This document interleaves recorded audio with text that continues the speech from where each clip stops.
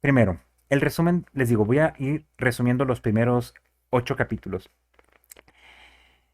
Resumen del capítulo 1, la oleada de sufrimiento.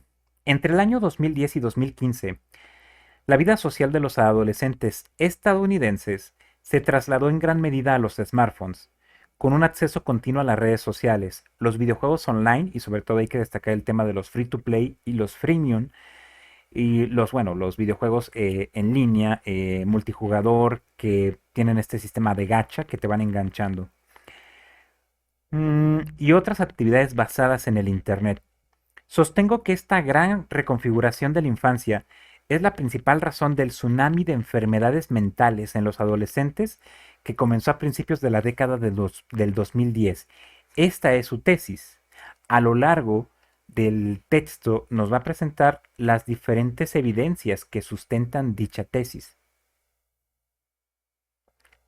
Y más allá de eso, en la cuarta parte del libro nos va a proponer soluciones que desde el hogar, que desde las escuelas podemos intentar implementar para amortiguar, para reducir, para atender dicha crisis.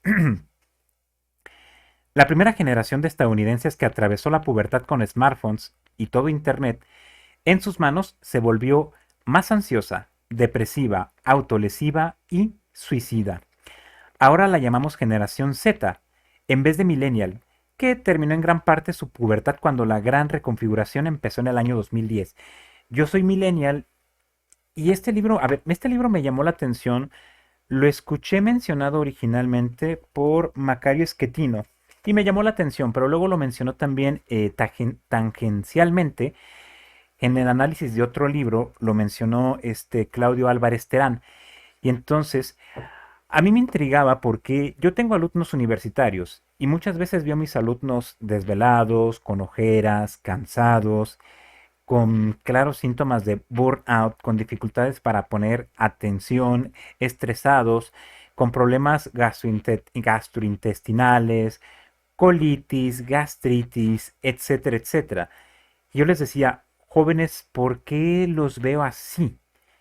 Yo no lo tuve a su edad y incluso ahora no lo tengo. ¿Por qué ustedes, que son mucho más jóvenes, tienen estos padecimientos y no yo? Y tiene que ver mucho por el hecho de que soy millennial y que tuve ciertas ventajas sociales que ellos no. No quiero decir privilegios porque privilegio se refiere a ley privada, pero ciertamente ellos les está tocando crecer en un ambiente todavía más hostil que en el que yo crecí. Y no solamente por cuestiones de inseguridad física de robos y asaltos. De hecho, estuve haciendo algunas mediciones, estuve haciendo algunas encuestas para ver cuáles son sus principales preocupaciones y cómo se sienten en general en múltiples aspectos de su persona. Y noté que lo que más les angustia es su seguridad física. Luego, sobre todo a las mujeres y a muchos de los hombres les inquieta lo que es la seguridad social de que no puedan acceder a un buen trabajo, que no puedan comprar una casa propia, etcétera. Pero a las mujeres les preocupa más su seguridad física. Y tienen el fenómeno, curiosamente, en México, de que sí se sienten respaldados por su familia, una cosa que a lo mejor no se tiene en los Estados Unidos con tanta fortaleza como sí se tiene en México, la cuestión familiar. Pero me llamó la atención ver estos síntomas en mis alumnos. Y con este libro vengo a darme cuenta de en parte por qué es. El fenómeno no está tan, les digo, tan extendido como en Estados Unidos. Esto a lo mejor pasa más en la clase media mexicana que intenta imitar a la estadounidense. Aquí les digo, tiene que ver también temas de seguridad social. Pero hay que tener también cuidado con las redes sociales y los dispositivos, porque sí están afectando pedagógicamente, sobre todo en la parte de comprensión lectora. Yo me percaté de que en sus exámenes Ceneval lo que más batallan es en la comprensión lectora y en la capacidad de poner atención durante largos periodos de tiempo. Eso es lo que los tronó. No tanto su conocimiento de mercadotecnia o administración, sino concretamente la capacidad de poder poner atención, comprender, analizar y concluir o deducir a partir de lo leído. Allí es donde su rendimiento colapsaba después de la quinta, sexta hora. Entonces, bueno, por eso también me llamó la atención este libro, por cosas que yo ya estaba observando entre mis alumnos. El tsunami de ansiedad, depresión y autolesiones afectó más a las mujeres que a los hombres y sobre todo a las preadolescentes. Aquí el autor se refiere a las jóvenes adolescentes como chicas, pero el término no me gusta. Entonces voy a decir jóvenes adolescentes, las mujeres adolescentes en todo caso. La crisis de salud mental también afectó a los hombres adolescentes. Sus tasas de depresión y ansiedad también han aumentado mucho, aunque no tanto como las tasas en el caso de las mujeres adolescentes. El uso que los hombres, aquí me refiero en general a adolescentes, dan a la tecnología y sus problemas de salud mental son un tanto distintos al de las mujeres, como explicará en el séptimo capítulo. La tasa de suicidios en adolescentes de Estados Unidos empezó a crecer en torno al año 2008 y comenzó a exacerbarse a partir del año 2010. El aumento del sufrimiento no se limitó a Estados Unidos. Se observó el mismo patrón más o menos y al mismo tiempo en los adolescentes de Reino Unido, Canadá y otros importantes países de la anglosfera, y también en los 5 países nórdicos. Ojo, en gran parte su investigación no es porque discrimine a países latinoamericanos, sino porque no hay tantos estudios y tantos datos de estos países como sí los hay de los países nórdicos, de Canadá, de Estados Unidos y de Inglaterra. Eso es más que nada la razón por la cual se limita principalmente a este bloque. Les digo, la realidad latinoamericana es diferente, tanto por el aspecto familiar como el peso que todavía tiene la religión y también porque tenemos otras problemáticas que son distantes a las de los estadounidenses. Allá, bueno, también tienen un problema de adicción fuerte, severo al fentanilo, ¿no? Am, El sentimiento de alienación escolar aumentó desde el año 2012 en adelante en todo el mundo occidental, es decir, no va a checar cosas de Medio Oriente, no menciona las problemáticas particulares que tiene China, que tiene Rusia, que tiene la India, que tiene Corea del Sur, que tiene Japón, etcétera. Él se limita a esta parte de Occidente, muy norteamericana, básicamente, la Commonwealth, países angloparlantes principalmente. Los datos son menos abundantes en los países no occidentales y los patrones son menos claros. Ahí hay otras estructuras también y otro tipo de controles. Ninguna otra teoría ha sido capaz de explicar por qué las tasas de ansiedad y depresión de los adolescentes aumentaron en tantos países al mismo tiempo y del mismo modo. Por supuesto, hay otros factores que contribuyen a la mala salud mental, pero el insólito aumento de sus niveles producidos entre el año 2010 y 2015 no se puede explicar ni por la crisis financiera mundial, ni por ningún conjunto de sucesos acaecidos en Estados Unidos o en cualquier otro país concreto.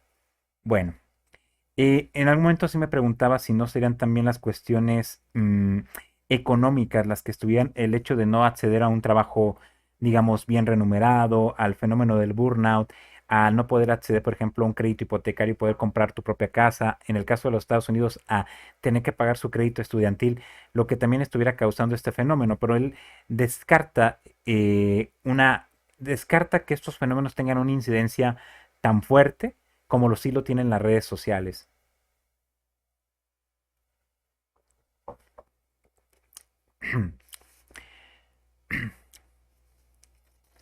Del capítulo 2, ¿qué necesitan hacer los niños en la infancia? En resumen, la infancia humana es muy distinta a la de cualquier otro animal. El cerebro de los niños crece hasta alcanzar el 90% de su tamaño completo a los 5 años, es decir, ya llegó al 90% de su capacidad. Pero después tarda mucho tiempo en configurarse. Ya tiene su potencial, pero tiene que configurarse, tiene que crear las redes neuronales y reforzarlas, perdón. Esta infancia de crecimiento lento es una adaptación para el aprendizaje cultural, social principalmente. La infancia es un periodo de prácticas en el que aprender las habilidades necesarias para prosperar en la cultura de cada cual. Es un periodo crítico. El juego libre es igual de esencial para desarrollar las habilidades sociales como la resolución de conflictos que para desarrollar las habilidades físicas, es decir, es para desarrollar habilidades psicomotoras, pero también psicosociales. Pero las infancias basadas en el juego en el juego libre, fueron sustituidas por las basadas en el teléfono, en los smartphones, a medida que los niños y adolescentes trasladaron su vida social y su tiempo de ocio a los dispositivos con conexión a Internet. Eh, a ver, mucho hay de esta creencia. A ver, ¿qué pasa? Ciertos países como Estados Unidos y también ciertas partes de México tienen esta tendencia a la arquitectura hostil, que es algo muy capitalista. Es decir, yo no quiero que estés en las calles, yo no quiero que estés libre y cómodamente en la calle. Así que hago bancas en las que no te puedes acostar, en la que si te sientas más de cierto tiempo te canses. No pongo sombras en las que puedas estar protegido del sol. Entonces, la calle es para que transites y llegues finalmente a tu destino, ya sea a la escuela, ya sea al trabajo, o en el caso de Estados Unidos, al centro comercial, que es su punto de reunión. Esto tiene que ver mucho con lo que les llamo de la arquitectura hostil y lo que mencionaba aquí de las ciudades solitarias en el siglo de la soledad. Arquitectura hostil lo podemos ver mucho en la Ciudad de México. Vean, por ejemplo, en la zona centro y ciertos lugares culturales comerciales, que hay pocas bancas o hay pocos lugares en donde puedas guarecerte del sol, porque son de tránsito. En el caso de Estados Unidos, que hay este culto en las ciudades al automóvil, de que tienes grandes centros comerciales con gigantescos estacionamientos, que a veces el estacionamiento es más grande que el mismo lugar que vas a visitar, grandes carreteras y que vives en los suburbios, en las periferias, donde hay este culto al automóvil, justamente afecta a lo que es la convivencia social. Entonces, ¿cuál es el problema de los centros comerciales? Tú en un centro comercial te discriminas si no tienes dinero. Si no tienes en primer lugar automóvil y luego si no tienes dinero. Están allí no para una convivencia saludable, sino para que compres, para que adquieras básicamente. Incluso en la ciudad en la que estoy, hay ciertos centros comerciales, uno que se encuentra a la salida por los outlets, que son muy, muy hostiles con todos aquellos que no tengan automóvil. Llegar en él en transporte público es peligroso e incómodo. Hay unas colonias populares cerca, pero esas están más bien para que la gente que vive allí vaya a trabajar al centro comercial, no para que vaya a consumir al centro comercial. El centro comercial es bonito, pero si no tienes coche y no tienes dinero, pues digamos que el centro comercial te expulsa. En cambio, yo vivo cerca de un parque y el parque es una verbena el sábado y el domingo. Y entre semana también. Si bien hay mucho ruido y a veces son un poquito contaminantes la gente que está aquí y descuidada, pero da gusto ver esa apropiación del espacio público. No de que lo vuelvan de su propiedad privada, sino de que la gente realmente lo use, lo disfrute, disfrute los árboles, disfrute el césped, conviva, jueguen, utilicen los juegos. Claro, tendemos a destruir las cosas, pero da gusto ver el espacio público en donde los niños pueden jugar, convivir y se convierte en un punto de encuentro y reunión accesible para pues casi todos. O sea, porque además este parque público es muy fácil llegar a él en autobús o en transporte público, a diferencia del centro comercial. Y hay puestos ambulantes, que helados, que frituras, que hamacas, cosas por el estilo, pero que son muchísimo más económicas que si fueras a un centro comercial. Entonces, es una cuestión cultural. En ciertas ciudades y en muchas partes de Estados Unidos hay este principio de arquitectura hostil para evitar que la gente se reúna. Entonces, en países en donde se considera la calle un lugar inseguro para que los niños jueguen y sus puntos de reunión son las escuelas y son los centros comerciales, si ya no los dejan salir a la calle porque lo consideran peligroso, aunque la realidad estadounidense es muy diferente a la latinoamericana o a la mexicana, pues entonces empiezan a pasar más tiempo en dispositivos móviles y en internet y encerrados en casas que conviviendo, que experimentando. Ya no hablemos del contacto con la naturaleza, ¿me explico?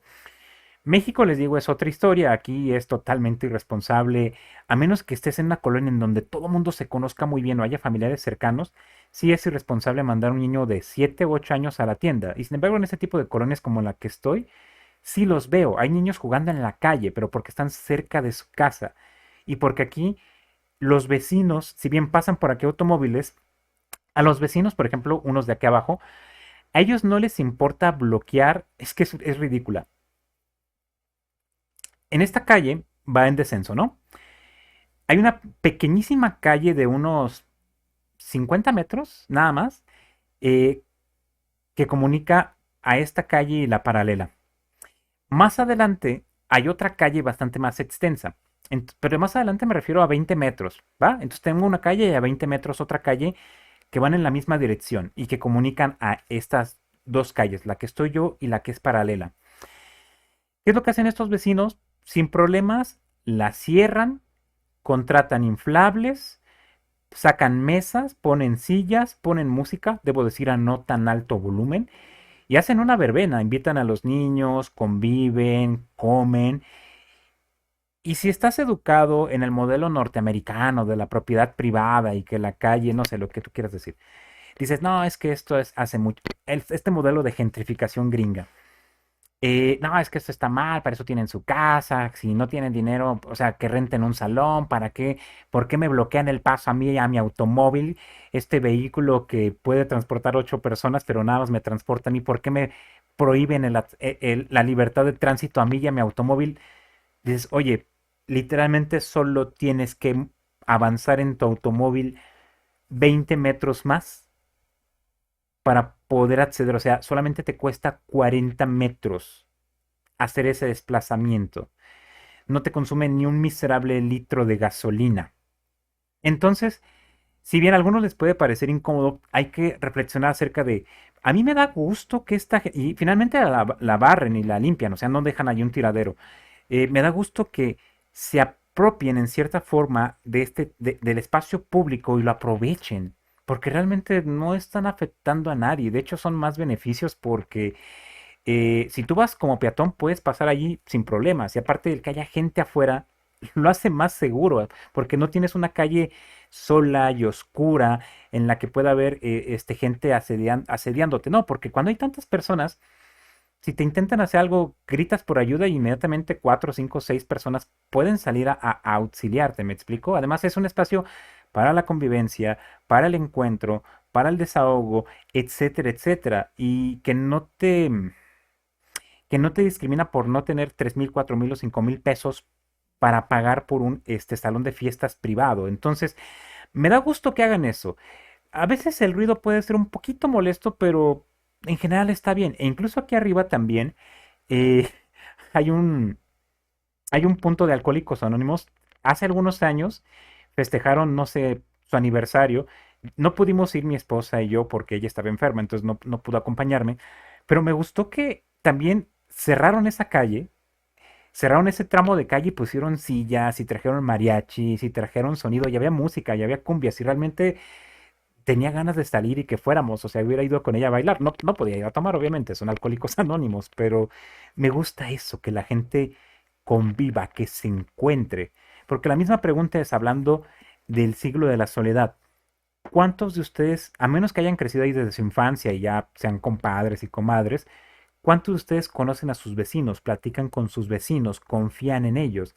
Cada vez hay más esta tendencia de mi casa, o sea, yo solamente es de mi casa hacia adentro y a los vecinos no los conozco, no los saludo, no nos organizamos en comités. Es de mi casa al trabajo y del trabajo a la casa. Y a lo mejor voy a visitar a mis padres o a mis primos, pero no hay esta convivencia con la comunidad. Me explico, y esto nos separa, nos divide, nos aísla y genera todo tipo de problemas psicosociales.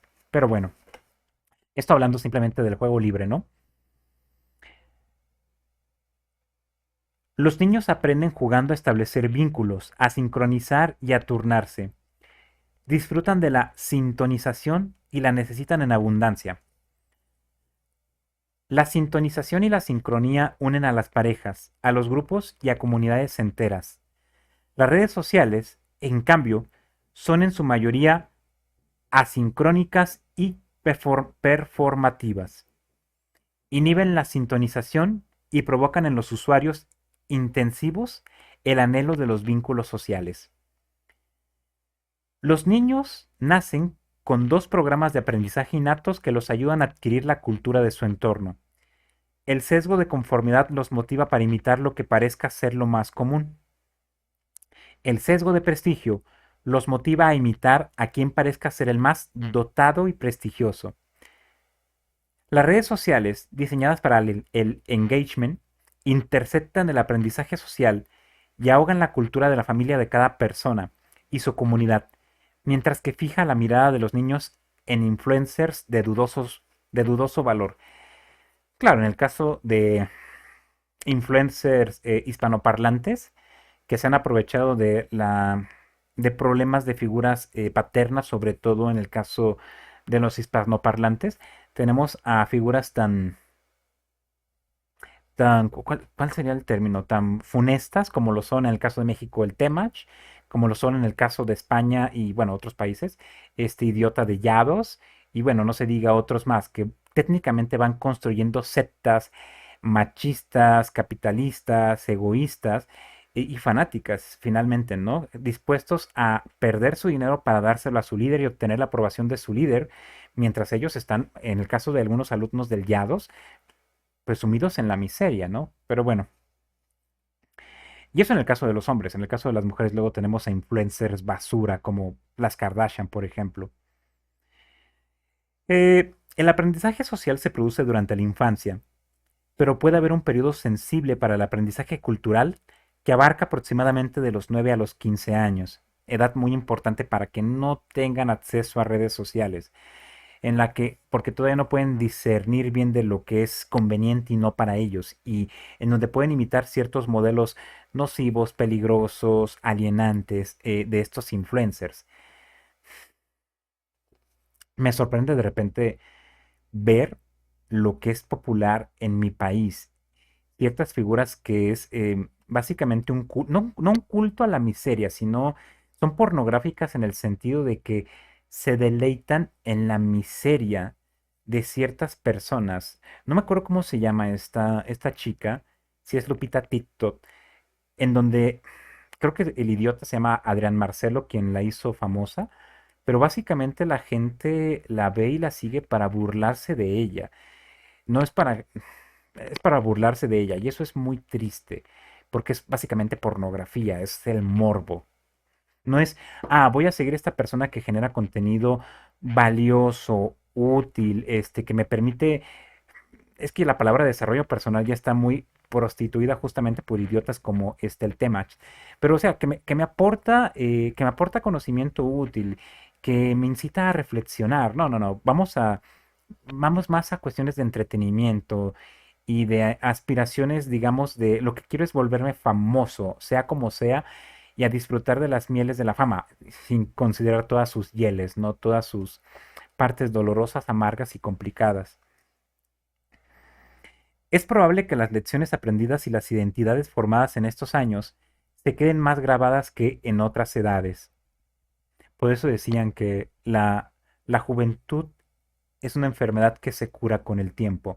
La adolescencia es ese periodo de tiempo tan impactante que nos deja tantas marcas y sin embargo también es la más breve de nuestras vidas. O sea, la adolescencia dura, pues bueno, dependiendo cómo te desarrolles, ¿no? Pero puede durar que unos 10 años, digamos de los 12 a los 22, y sin embargo es de las que deja las marcas más indelebles en nuestra personalidad, cuando solamente constituyen en muchos casos la octava parte de nuestra vida. En fin, son los años sensibles y cruciales de la pubertad. Por desgracia, también son los años en los que la mayoría de los adolescentes de los países desarrollados empiezan a tener su propio teléfono y a trasladar su vida social a Internet. Y el problema en el caso de México es que utilizamos mucho estos dispositivos, las tablets y los celulares. Antes eran las televisiones, en donde, bueno, al menos había cierta censura, ¿no? Había cierto control de lo que se podía o no ver en ellas. Sin embargo, y es el problema, por ejemplo, que hubo en YouTube Kids con contenido basura para niños. Sin embargo, hay muchas personas que por cuestión de falta de tiempo, falta de vocación, falta de recursos, falta de apoyo, etcétera, etcétera, utilizan a las tablets, utilizan a los celulares como niñeras y les dejan videos en reproducción continua. Y algunos de esos contenidos son nocivos para los infantes. Y de hecho, simplemente los pediatras dicen que los niños, nada de pantallas antes de los 6 años, nada, ni de celulares, ni de tablets, incluso hasta lo mínimo de televisión, ya que algunos puedan tener acceso a redes sociales, a YouTube, a Instagram, desde los 8 años, etcétera. ya es peligroso. Y muchos tienden a presumir de, mira, mira qué listo es el niño que ya a sus 3 años sabe utilizar el celular y lo sabe utilizar porque imita al padre o a la madre. El niño hace lo que el niño ve. Pero el problema no es que el niño sea inteligente, el niño lo es. No es que el niño sea muy inteligente para utilizarlo, el problema es que estos dispositivos han sido diseñados para que intuitivamente cualquiera puede emplearlos y eso implica a los niños y eso genera una conducta adictiva, distractiva y que puede también acercar a los niños a contenidos peligrosos de todo tipo. En fin, de hecho él ahonda más en el tema en capítulos subsecuentes.